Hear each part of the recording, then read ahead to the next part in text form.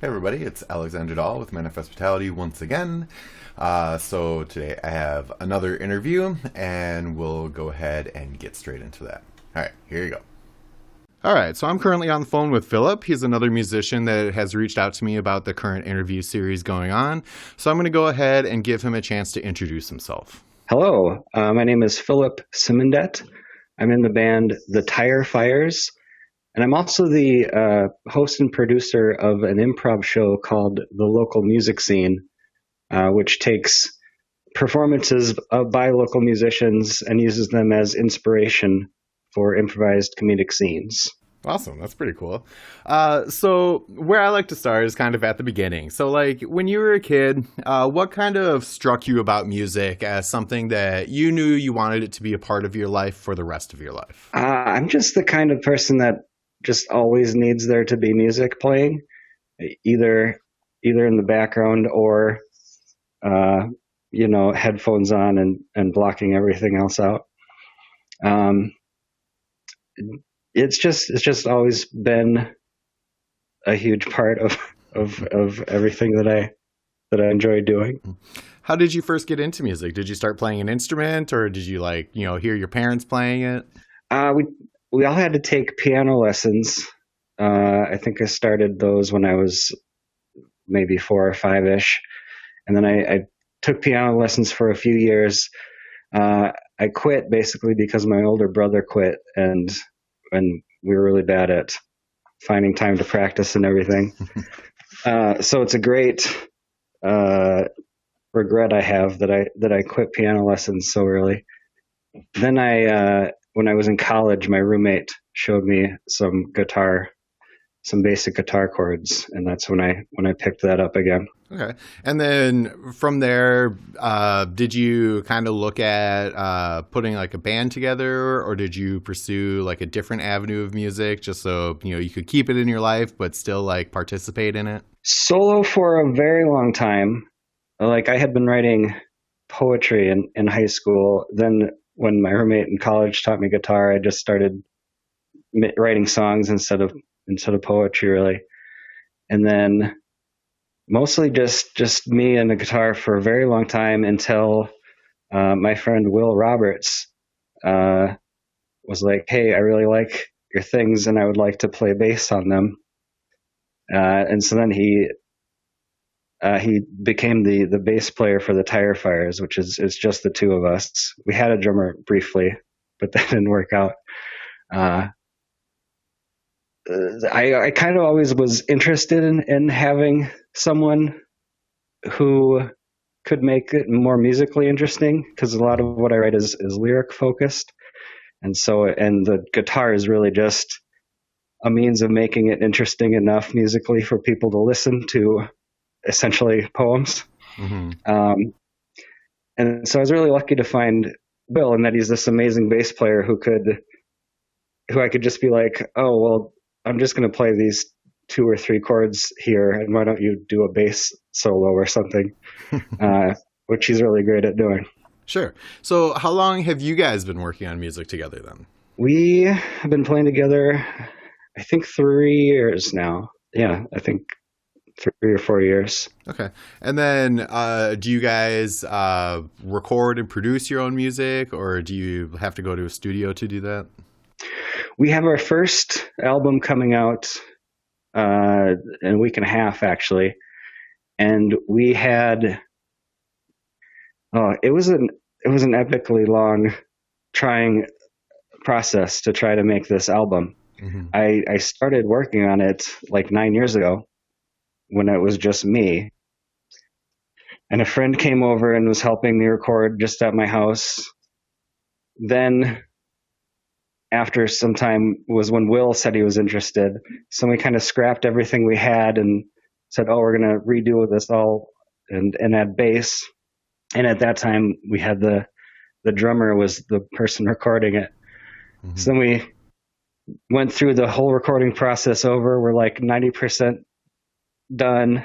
And then the drummer ghosted on us. Oh no. And he was the guy with all the recording tracks. So just everything vanished once again. Then we hooked up with the Old Smugglers is a local band who we became friends with, and they offered to record it in their studio, and so we ended up recording it with the Old Smugglers under their Last Bullets Records label. Okay. And then, so you said that comes out in about a week and a half here, so end of October-ish? Yeah, October 24th. Awesome. So through all of that, unfortunate times that you've endured trying to record the album, when did you decide to start doing like the Improv Show? I've been doing the Improv Show maybe 6 or maybe even 7 years at this point. At the time, I had been doing improv for a couple of years, and I used to host the open mic at the Chatterbox pub in Minneapolis. Mm-hmm. And I was just looking for a show that would combine my passions. And so I came up with the idea of the local music scene. Because I knew all these great local musicians who would come through at the open mic, and I'm like, oh, more people should hear these songs. And then I had a group of improvisers that I knew could make something interesting out of the lyrics. So what are kind of your ambitions once your album does come out and things kind of get back to normal? Do you guys want to like start playing shows? Are you going to try to audition members to like kind of fill out your set? Or do you just want to go out there and do a duo? I'm happy sticking as a duo. We're definitely not actively looking to fill out the sound. I think if we did add anyone, it would have to be just kind of really organic, the way that Will came into it. Mm-hmm. Of just, hey, I really like what you're doing and I could add something, so let's try that for a while. Gee, I was so enthusiastic to just play out as much as we could. Mm-hmm. and then everything got shut down. It's been hard for sure.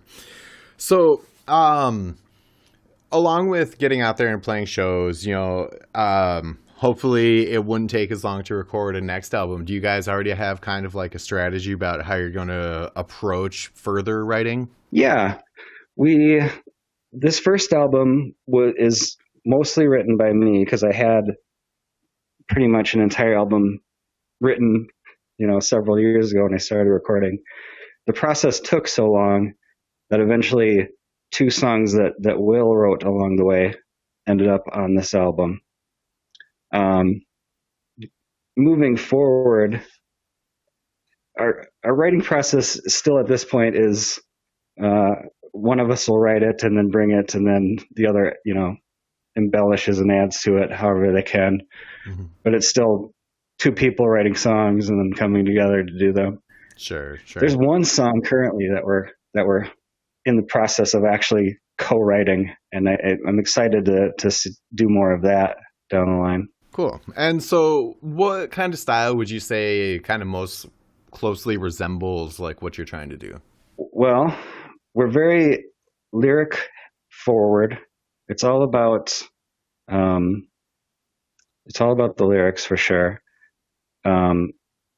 I play acoustic guitar and he plays mostly a stand-up double bass. Sometimes he'll switch to like an electric bass.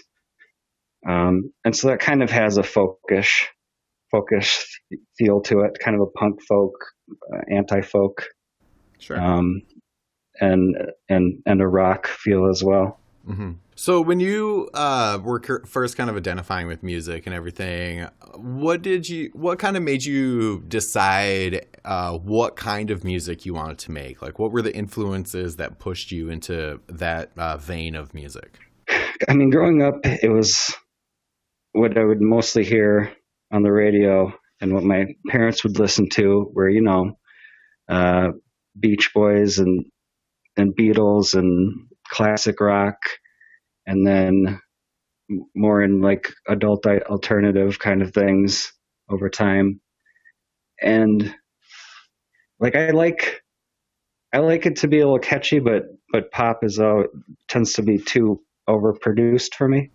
Mm-hmm. I definitely like a more minimal, stripped down approach when it comes to music. And then, I started discovering things like Bright Eyes, the Mountain Goats, things that are just really, really lyric focused, and that always drew me in, the cleverness and the wit and the power in those lyrics. And so yeah, it just kind of became clear that I'm definitely a writer of words first, and then musician second. Sure. So if I were to extrapolate that, you would kind of suggest that through like being more focused on like lyrical content, and then also wanting to have more of like a stripped down production, that's what kind of led you into wanting to do kind of like more of a folk rock type thing rather than explore, many of the other genres that are out there. Yeah, absolutely. Awesome. So what are a couple stories of things that like have happened to you surrounding music? Like whether somebody you went to go see, or like recording your album or anything, like a couple pivotal moments that really kind of made you feel like, okay, I'm in the right place. It kind of comes down to like networking. That's kind of the gross way of saying it, but like just the community that you meet along the way. Because before I started improvising, I would go to the Chatterbox open mic and some others, and then just kind of, met a community of open mic musicians. I eventually took over hosting after many years of just participating.